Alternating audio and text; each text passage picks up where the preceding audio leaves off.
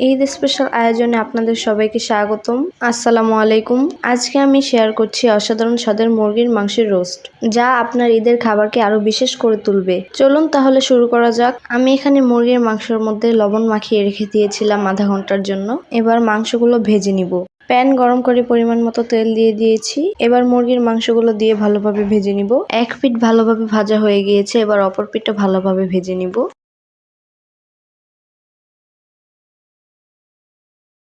সবগুলো ভালোভাবে ভাজা হয়ে গিয়েছে, এবার নামিয়ে নিব এবং একই রকম ভাবে সবগুলো ভেজে নিব। আমার সবগুলো মাংস ভাজা হয়ে গিয়েছে। এবার প্যান গরম করে দিয়ে দিব পরিমাণ মতো তেল, আর দিয়ে দিব পেঁয়াজ কুচি এবং ভালোভাবে ভেজে নিব।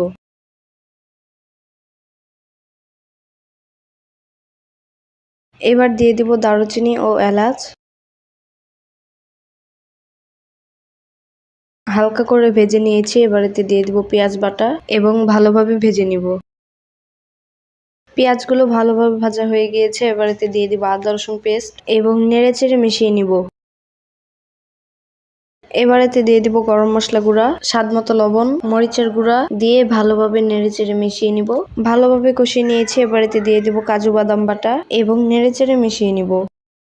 ভালোভাবে কষিয়ে নিয়েছি। এবার এতে দিয়ে দিব রোস্টের মশলা এবং নেড়েচেড়ে মিশিয়ে নিব। কষানোর জন্য দিয়ে দিব অল্প পরিমাণে পানি।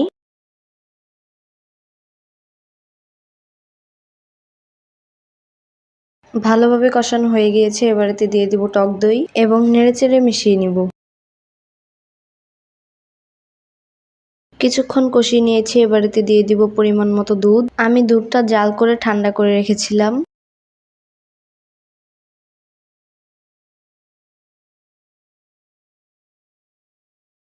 এবার এতে দিয়ে দিব 1 চা চামচ চিনি এবং নেড়েচেড়ে মিশিয়ে নিব।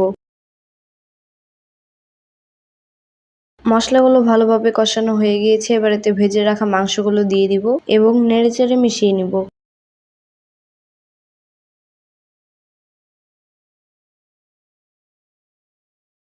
নেড়েচেড়ে মিশিয়ে নিয়েছি। এবার এতে ওপর দিয়ে ছড়িয়ে দিব বেরেস্তা এবং নেড়েচেড়ে মিশিয়ে নিব।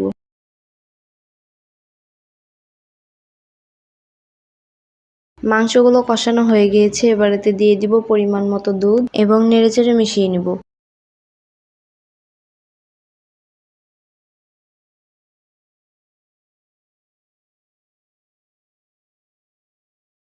নেড়েচেড়ে মিশিয়ে নিয়েছি। এবার উপর দিয়ে 5 থেকে 6টা কাঁচামরিচ দিয়ে দিব।